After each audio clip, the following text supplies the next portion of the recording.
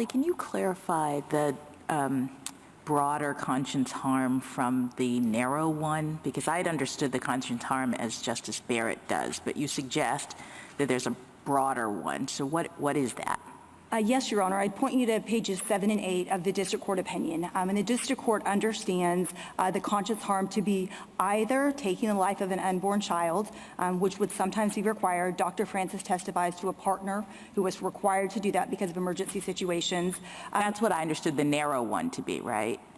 I'm participating in a procedure that is ending the life. Yes, I think that's narrow. Okay, yes. So what's the broader one? So the broader one, Your Honor, is being complicit in the process that unnecessarily takes an unborn life, such as performing D&C and abortion. And it's really not that hard to see. No, wait, I'm sorry. Complicit, like I work in the emergency room and this is going on. I'm handing them a water bottle. I'm like, what do you mean complicit in the process? So this court, of course, takes religious beliefs and conscience beliefs yes. as it finds yes.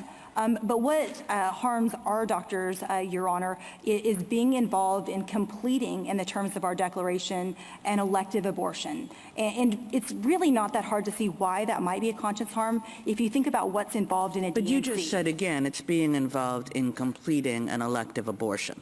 So I took that to be the conscience objection. I think what Justice Jackson is asking, or what I asked before, or what Justice Barrett is there any broader conscience objection that appears, I'm not sure I care all that much about the district court, but that appears in the declarations?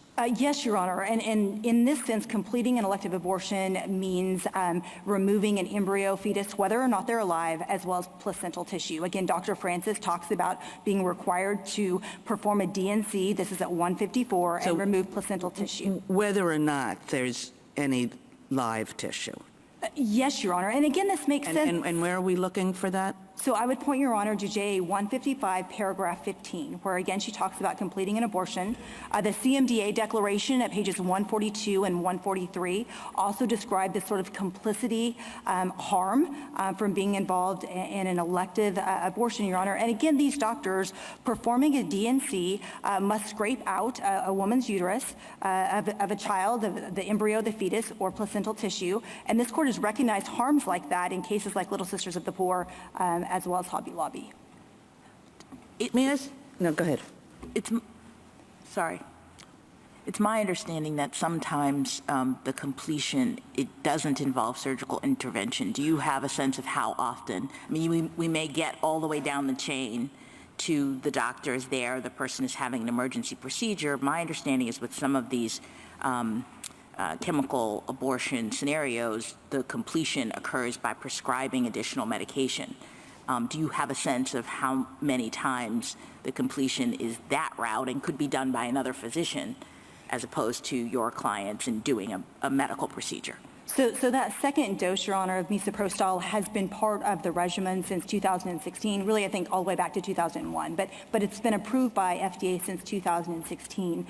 So the best numbers we have from FDA are still consistent with that, and that means that 3.1% of pregnancies at 10 weeks will be ongoing. I'd encourage you to look at JA 405 through 407, and this explains that these risks go up without an in-person visit. Yeah, no, I guess I'm just trying to get at, I'm still working on how many circumstances or how often it would be that your clients actually have to complete the procedure in the way that you are describing. So Dr. Scott talks about doing this at least a dozen of times, either a D&C or a suction aspiration abortion to remove, again, embryos, fetuses, or placental tissue.